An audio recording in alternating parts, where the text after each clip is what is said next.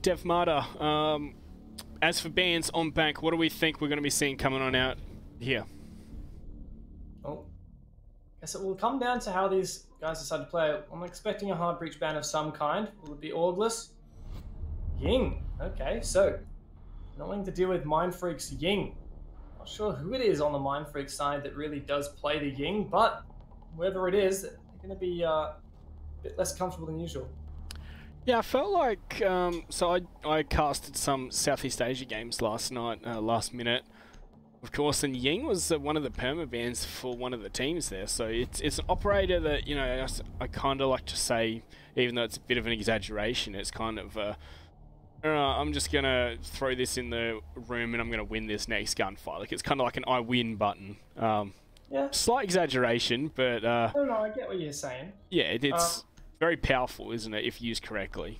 Yeah, there are a couple counters to it, but, you know, Jaeger devices don't stop everything. Pulse being banned, now this I like. Pulse has been a staple operator on the downstairs defense for such a long time. Players such as Canadian, really, from Evil Geniuses, really, like, just loved sitting inside of that vault and detecting where the players are inside of server and when they're going for the plant. And that kind of immaculate, really accurate, information has led to a lot of successful defenses, and with that and the Maestro off the table, those defenses of the downstairs will be made a lot more difficult. Yeah, definitely. It's, you know, gonna have to force a reliance on Valkyrie or on also Echo, but okay, Echo's banned. Oh no, sorry, no, you made it through. I'm gonna say the Maestro. I know, for the first time tonight we have Echo unbanned. Yeah, and I was thinking about that as well, wasn't it? It's more like Orgless prefer to ban the Maestro rather than the Echo, which I find to be a bit odd, especially with how we saw the international Asian teams just completely demolish by using Echo. That's true, but at the same time, you know, Silex is a great Echo player in my opinion. He's very supportive of his teammates, especially when roaming. Does the same thing, I suppose, yeah. Yes, perhaps he just met his match when it came to those Asian teams at the APAC Invitational qualifier. Nonetheless, as we head downstairs, I'm expecting 4 C4s. That is beautiful. So C4 on the Catkin, C4 on the Mute, C4 on the Valkyrie, C4 on the Mirror. No smoke to delay that. You know, you essentially get 30 seconds for free on the defense when you play a smoke. But 4 C4s and 2 Yokais. That's well, Yokai buys you a couple seconds as well. So I really think this is a very lethal way to deny this plant. I'm excited for to see how successful these C4s will be. Yeah, well, that's another thing we didn't really bring up, is the fact that the Mirror got through the ban phase. I suppose it's kind of a bit more common here on Bank, isn't it? The Mirror? Yeah, Mirror getting through the ban phase. Yeah, I mean, I'm not surprised if it gets banned out, but mainly, in my opinion, if the Mirror is banned, it's banned for the top floors, not the middle floor. Sorry, the bottom floor. Obviously, it's powerful downstairs, but there are other more powerful operators, in my opinion. I mean, it's great. It's just a nice, simple way to get that intel gathering down pat. But I think that typically when the Mirror is banned, it's against teams who like using it on the top floor. Yeah, well, bit of a slow start here, as you'd expect on Bank. Got to clear all the way top down, especially when you're attacking in the basement. Make sure no one's sneaking around. A bit surprised that we're not seeing a Jackal. Oh, Kings. Gonna be disappointed at that one. Shade does eventually spot out that Catkin trap. But, yeah, I mean, the Jackal being... Oh my god! Mindfreak are just so upset with themselves right now, no doubt. Anyhow, Hibana being banned, the Maverick will be brought out to deal with these hatches. Now, it's funny, with this Capcan pick, I feel like the Capcan goes so well hand in hand with a smoke, just due to the fact that imagine if Warden or Kings wanted to go for the plant now. He cannot go for the plant now. I mean, he would die so quickly from a smoke canister, and I guess the C4 is the same thing. It just increases the range of the lethality of that C4. Yeah, this has been very swift here from Mindfreak, but as you said, they're going to have to go for a plant at some point, and there's going to be 4 C4s to deny them, and suddenly it's a 1-on-5 if they all land for each planter. But I wouldn't be surprised if we saw some aggression down the hatches as they started going for the push to try and deny that kind of so I think that might have been a catch onto the Echo drone as well there. Oh, the C4 potentially coming out shortly with that. No, first plant is a bait. Warden finds the first kill, but Ethan has primed his C4. He tosses it out and nails one straight onto Crescent. Good timing there. Switching positions now with Joey. Joey whips out a C4 and he finds Kings, the player that was lit up from the Capcan trap. That shows the power of the Capcan. No more of the incendiary bolts left. And a third C4 landing. Oh, August, everything's going your way, and it's going to have to be a drop through the hatch. Shade spots one out. Warden finds one kill. Emo Rim with the double for the cleanup. What a great round from August. Yeah. All that utility showing its power, and they really needed to deny red hallway. Just a bit of a drop maybe as the plant starts coming. Like, just drop into hallway. Like, yes, you're probably going to die, but if you can deny anyone with a C4 primed and ready, you should be able to get that plant off before they can react. You know what would be a great counter to that style of play? One specific operator I'm thinking of. A Ying. Yeah. Guess where Ying is? Banned out straight away by August. So yeah. I'm not sure if that was a target towards whichever one of the MF players plays. I think it might be Shade. Am I wrong there? Maybe I'm wrong there. I think I've seen Warden play it before as well. I was thinking another great counter would just be having Emo Rin on the Glaz on the long angle to shoot all the C4s out of the air. Yeah, well, unfortunately, the problem with that plan is that Mindfreak doesn't have an Emo Rin. Fortunately, they don't make them. They're pretty rare, and yeah. To get them on your team, you have to be be pretty lucky. Well, speaking of Augus's Emo Rin, however, we'll be making a few little holes with the alibi shotgun. Pistol shotgun, I should clarify. The Bailiff, lovely little thing in your pocket all the time. It takes a while to reload, doesn't have a ton of ammo, but gets the job done, especially on hatches. And potentially these impact grenades will assist in denying the thermite charges onto that main wall. Derper, who's in recent times, in my opinion, been an excellent fragger, playing the fragging operator of Doc, keen to contest these long angles, no doubt assisted by information from Silex's Echo drones, of which he has one in a very cheeky spot in the lobby we saw set up during the prep phase, as well as the Clash from Joey. Yeah, definitely going to be a very hard position to get the player out of. But it looks like Mindfreak are expecting it. You know, they're not really balking at the view of that dock there. They're just going to be very swift here. Looks like they decided to take from Skylight Stairwell to start things off with. Very wary of someone peeking over or any throwables. This Warden's going to spot out that Clash.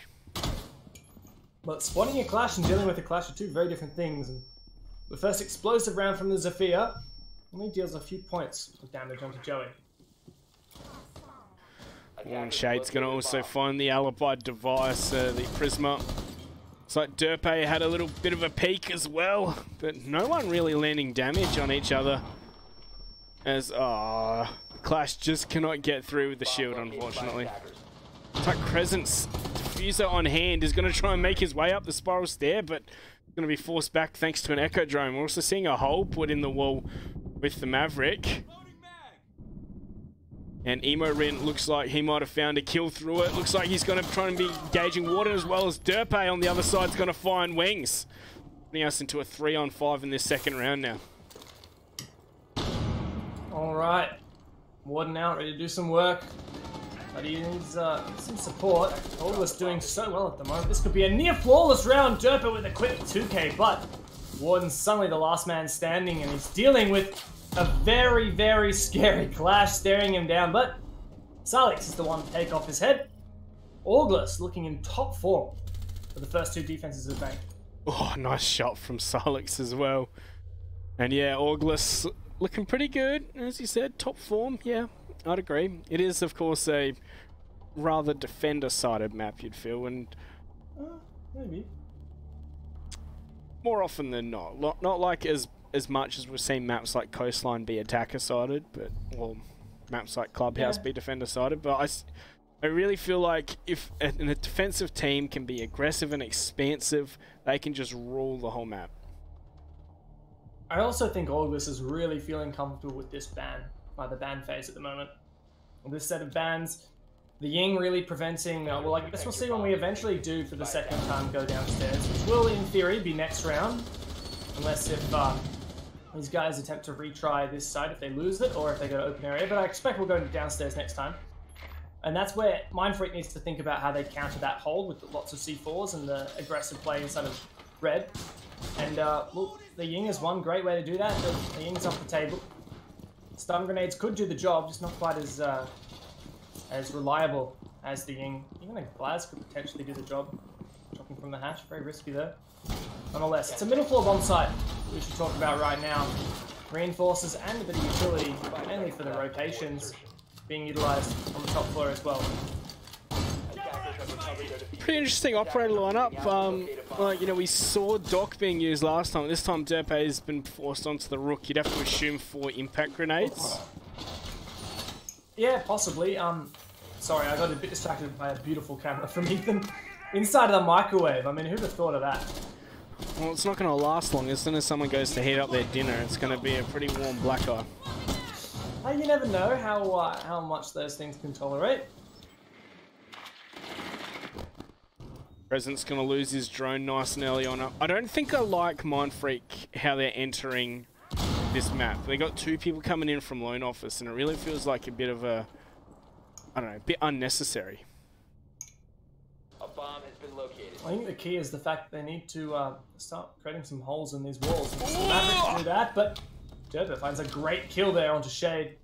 Derper on the table has amazing versatility of angles to deal with, but Wings is cautious of multiple angles that he has to tangle with. Ethan capable of peeking, but Numarin also aggressive on these Maverick holes.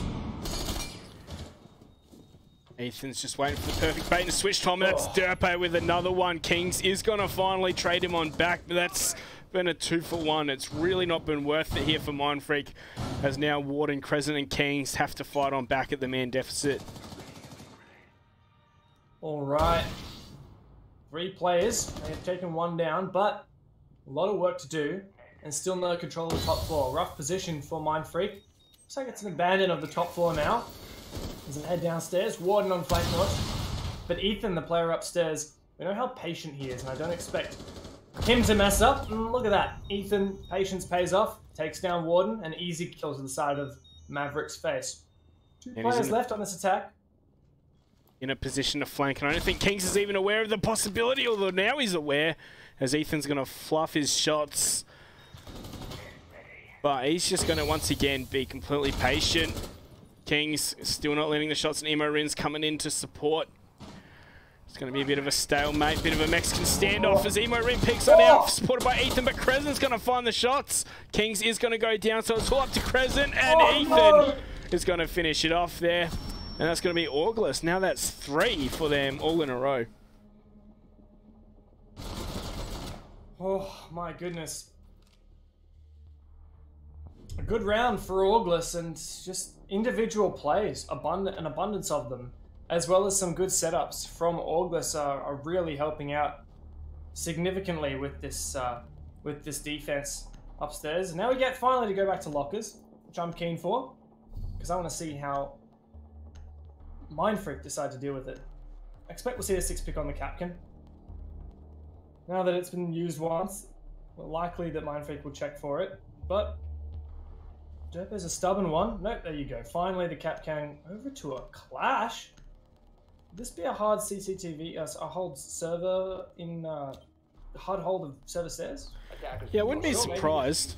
You know, talking of the Capcan though, even though they knew it was there, they still had, what, 2 players before, like, they knew they were there, and then 2 players got damaged by the Capcan traps? That's true, but I mean, like, once you walk into a Capcan trap in 1 round, you're that much more cautious. Derpe with the P18C, alright mate.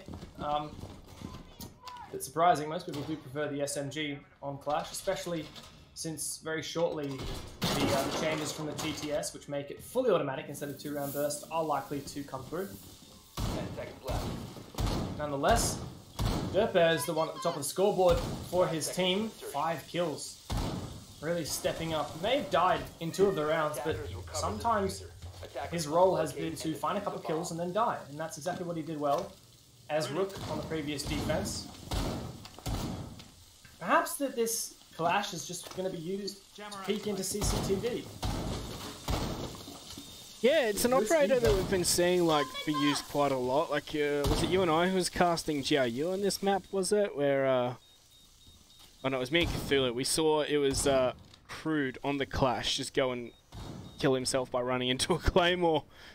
Really, so like, I don't know. It's an operator that can be used, I think, pretty good to like check if there's a flank available. That's another possibility, like send them upstairs and see if anyone's sitting there waiting with a gun rather than, you know, send an operator up to face check it.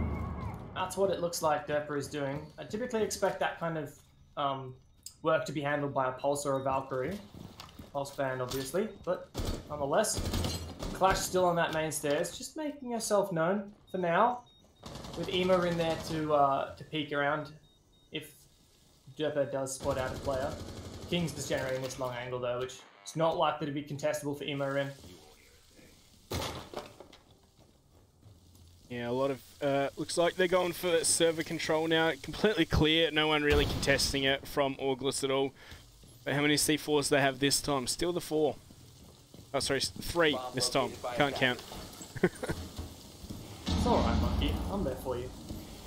Warden, inside of server at the moment, opening up these Maverick holes, which now Ethan is very cautious of on the mute. Spotting out some drones as well, but Alex has his own drone, hidden underneath the desk.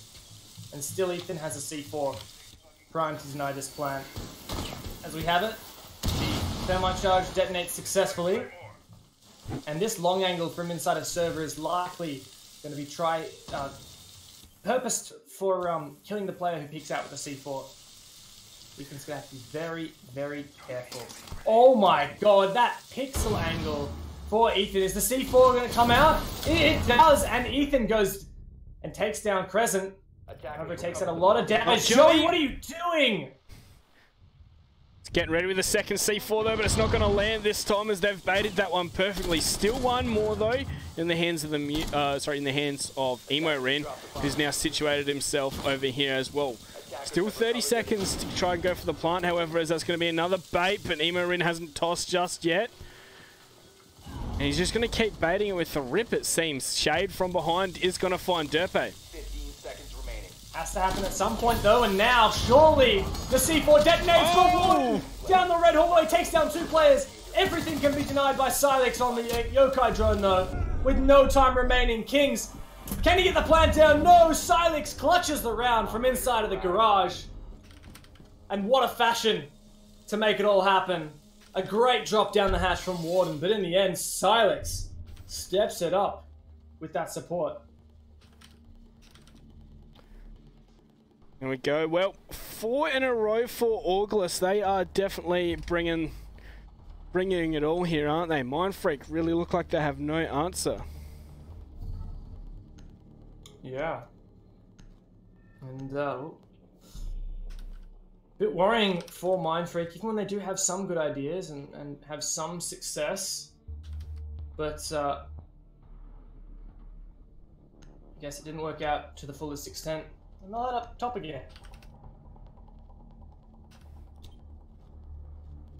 Attackers need to locate and defuse as many bombs as they can.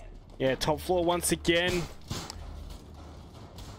Really, yeah, it really seems like Mindfreak just aren't ready to play with some of the types of Auglis. Like as you said, coming into this, they were really talked up, really, you know, seen as one of the teams to watch. But you know, Auglis is a very experienced team, and I suppose this Mindfreak team are still really trying to find their footing, aren't they?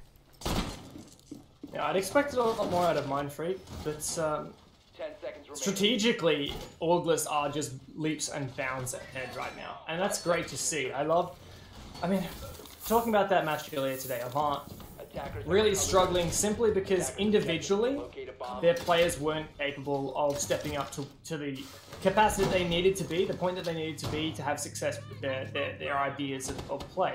it required strong individual game sense, decision making, and aim.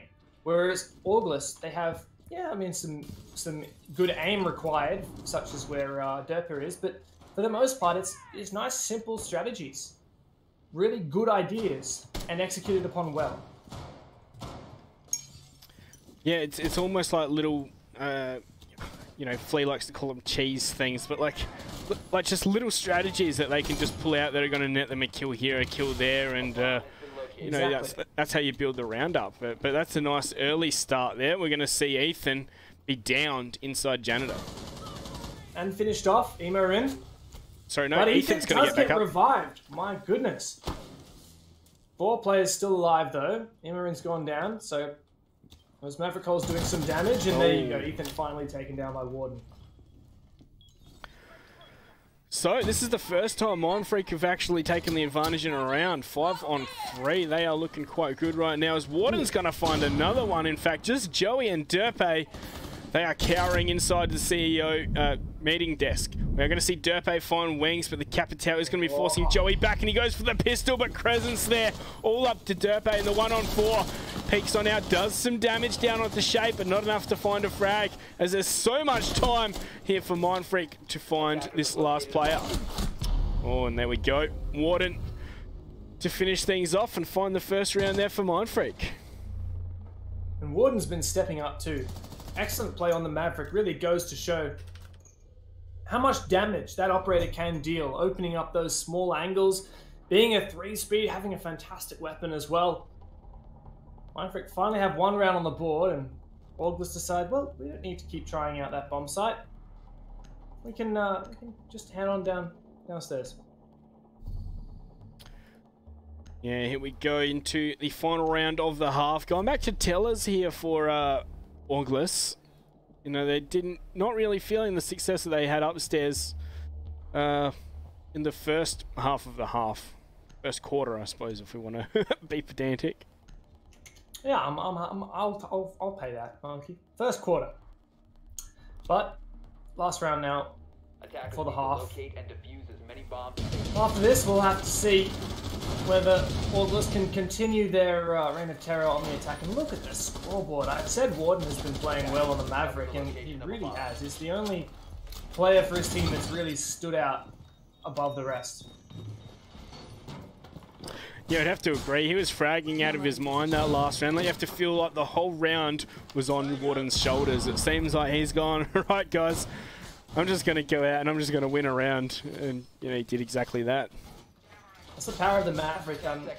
On the Hot Breach podcast, which is a podcast out there by a couple of Rainbow Six content creators, they had the guest Fabian on one time, and Fabian was saying that ever since the introduction of Maverick, you can't play the same way ever again. You always, whenever you have a defense, you always have to take into account the fact that, oh, well, what if Maverick just made a hole here? And, well, Fabian was definitely talking about it in a negative way. He clearly did not like the significant impact that Maverick had on his defensive strategies, but it just goes to show when a good player has that level of power, there's no limit to what they can accomplish. Now, here we go. Wing's going to be droning on out at the top skylight stairs.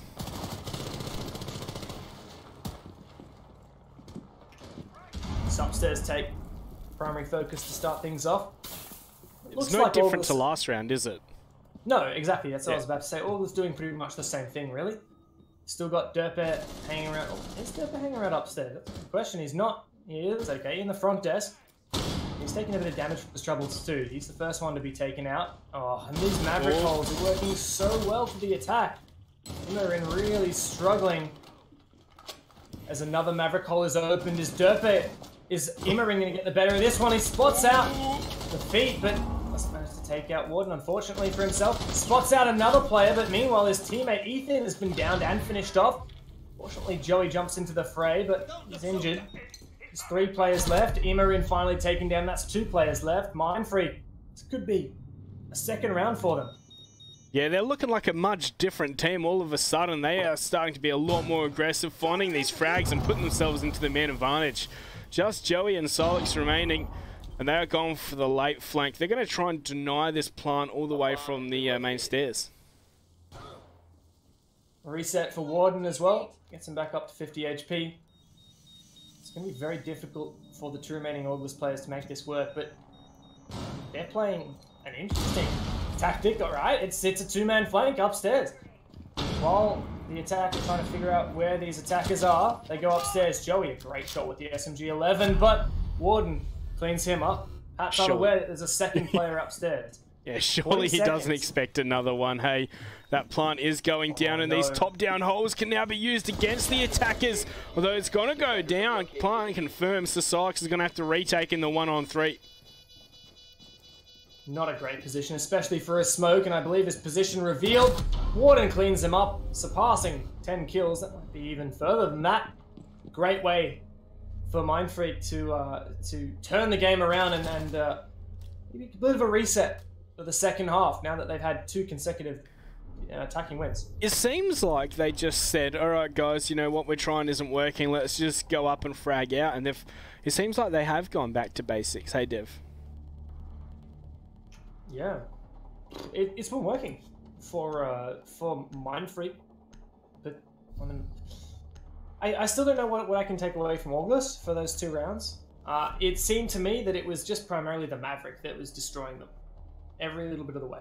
Yeah, but they had the Maverick in the previous rounds. I think they were just trying to do too much and be too complex, have those people enter from lone office and, you know, start a pinch from multiple angles. But it really seems like the Mindfreak strength lays in, you know, just doing simple strats rather than trying to be complex and do everything at once. Yeah, well, I mean, for that top 4 clear, it was, well, let's just make a couple of holes, let's drone out the defenders, and we'll just take them out one by one. You know, 2v1s, we're dictating the angles that will be used. I think that's what it comes down to a lot of the time. When all of us were playing really well, it was when they were dictating what angles were being used. Derper playing on top of that desk inside of the conference room, he was dictating what angles were being used. He'd open up the holes himself. And when Mindfreak were having more success, it was when they were deciding, alright, we're going to push from this direction.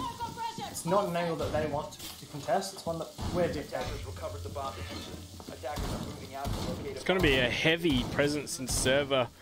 Lots of utility used, a shield. Going to have some goos and some ADS devices over there for sure.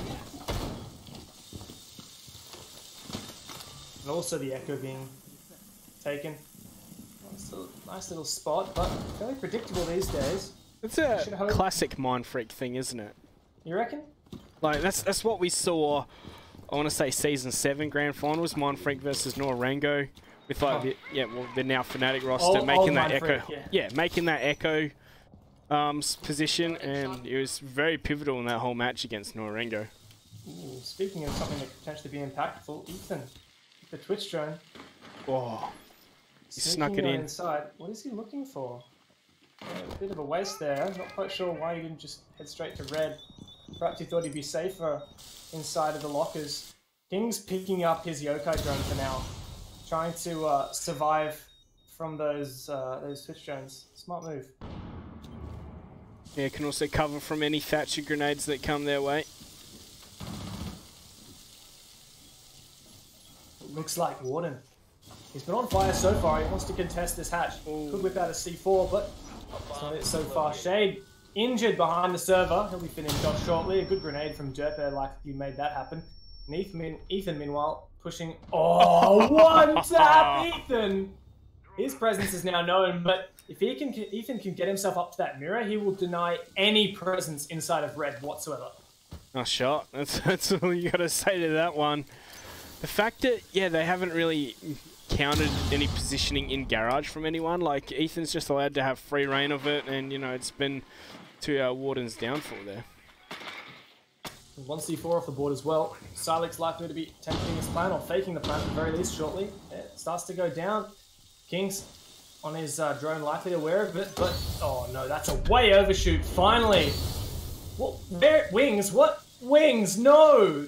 Really screwing up with these gas canisters, but it doesn't really matter. He runs through. There's a denial onto Silix, but yeah, that was a bit of a blunder from Wings there. Just one player left. 4 Kings in the 1 versus 5, and now Ethan's at this mirror.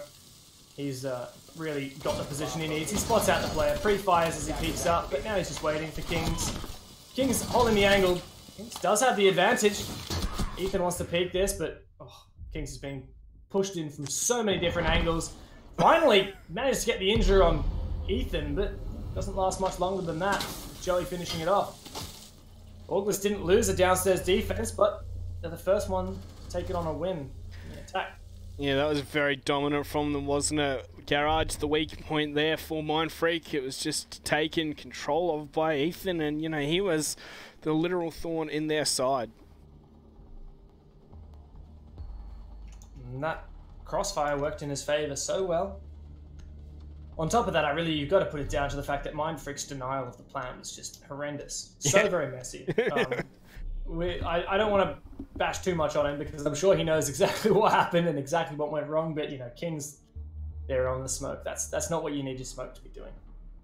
On top of that, no successful C4. Nonetheless, looks like Mindfreak will give up downstairs and head upstairs instead to the top floor CEO office. No Doc or Rook, but a castle. Yeah, they've got the Echo for the long-range firefights, but still, you'd feel like you'd want more than that when you, especially if anyone's going to be on top of the car park. Yeah. I mean, typically you have someone playing at Kanto's spot with the ACOG. Kanto's actually done it before with the Echo as well. Echo can work really well because you can put the Echo top of banana stairs, look on down, spot anyone out, peek it, stun them if you need to as well. An extra piece of barbed wire there. Look at those kills. Oh my god, Warden. What's there to say? Yeah, so sorry to interrupt you, Dev. That's okay. Look, I think Warden deserves a moment, and so it's fine to interrupt. Yeah, Warden doing all the heavy lifting there. What was his teammates on? I think a combined 8, whereas he's on 10. Yeah, when you're managing, you know, more than 50% of the kills of your entire team, you know, something's up with the rest of your team.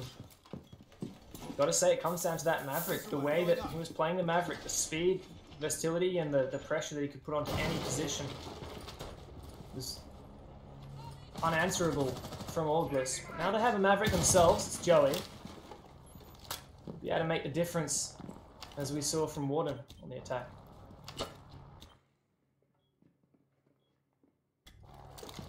Well, here we go. Imorin's going to be the first one in at the Scholar stairwell, or is he? He's just checking. How does he get his drone up here?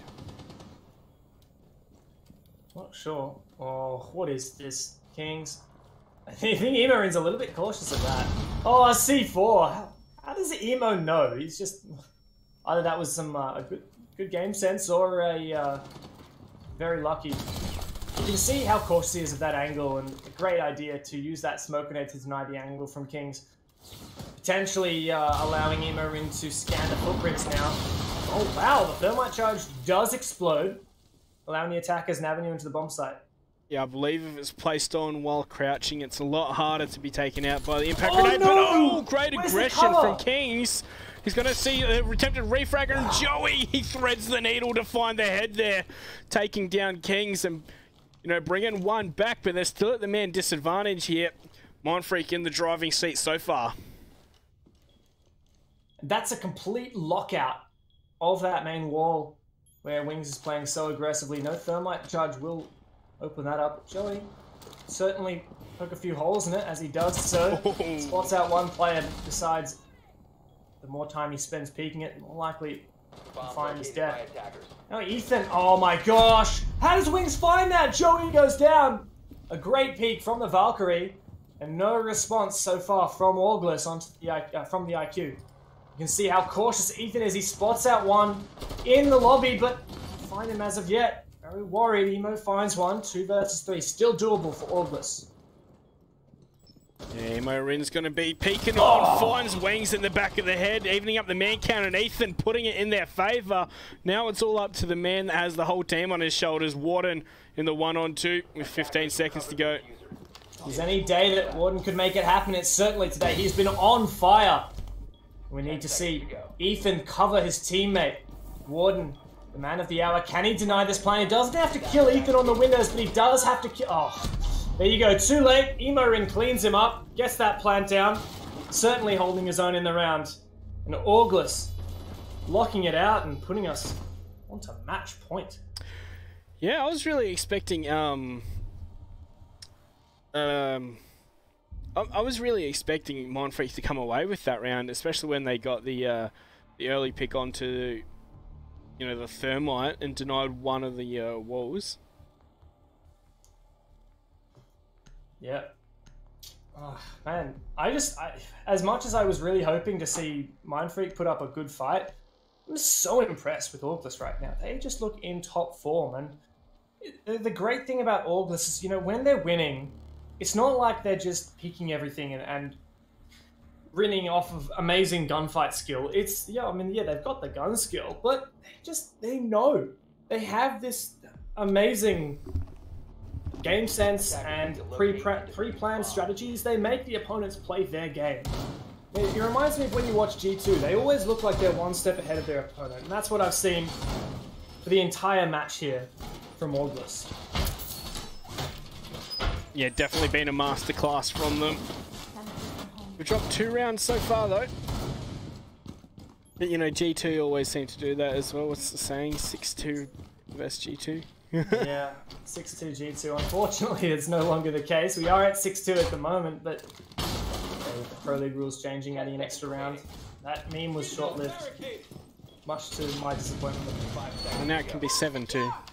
7-2 G2 just doesn't have the same ring to it, I'm afraid, mate. Yeah, it just doesn't roll off the tongue. No. Anyhow, it's a reattempt at the same defense. Link's been really struggling so far. He did get a great kill from this position last time. One that I was very surprised about, but it was an inability to deny the thermite charge from the guys inside. And Derpe changing over from the IQ to the sledge, specifically to take down his castle barricades, perhaps thinking that he knows where the cameras will be thrown if they are, and not so worried about them. It's like Kings is playing in that exact same position that he was before. A bomb has been located. It's a good position, but we saw Joey throw the needle once. I don't see why he wouldn't be able to do it again. We also see the Imarin does have the out control of stock, would flush off that position anyhow. Oh, I thought Joey was going for the Echo Drone, but he gets the Valkyrie camera.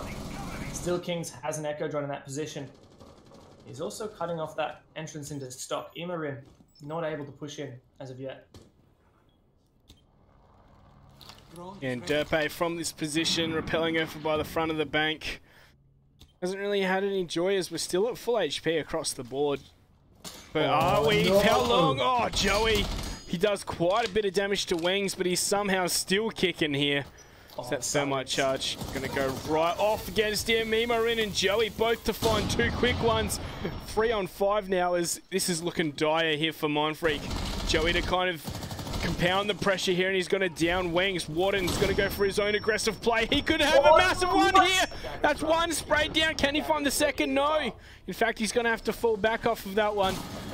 There's going to be Ethan finding Shade as well, so it is all up to Warden in the 1-on-5. Well, now 1-on-4. Has to ace it. Oh, he goes for the first shot. Can't quite land it, but that's down onto 1. Can he get the second? Goes for the pistol. Whoa. Can't land those either. It's been flashed up and has had to fall back. And Joey to finish him off. There we go. It's going to be an Auglis 7-2 win. Pure undiluted chaos at the end of that game. Warden attempted to the best of his ability to put the team on his shoulders, but Auglis come out superior and looking stunning, redeeming themselves for their loss against Defiant last week. Yep, there's not really much to say except Auglis mopped the floor there. Look, Warden on 12. What do we got from the rest of the members? 10. 6-10, yeah. My gosh. Quick maths. Yeah, good job, good job. My gosh, when you like I said before, when you've got more than 50% of the kills compared to the rest of your team, either something's going really right or something's going really, really wrong. And I've got to say, I think that honestly, it was just Warden playing Maverick really well and finding a lot of cheeky kills that let him get ahead. But the rest of the team, you know, as for an overall coordinated strategy that would net a win, yeah, we didn't see any of that. It doesn't even feel like he got most of his kills from cheeky holes through the Mavericks. Like, he did get a few, but like, yeah, it really felt like the majority of his kills were from, you know, straight up heads up gunfights. Yeah, yeah. I definitely think the Maverick played into it, but yeah, for sure he was. I mean, even at a base level, he was performing better than the rest of his team, regardless of the kills that he got using the Maverick.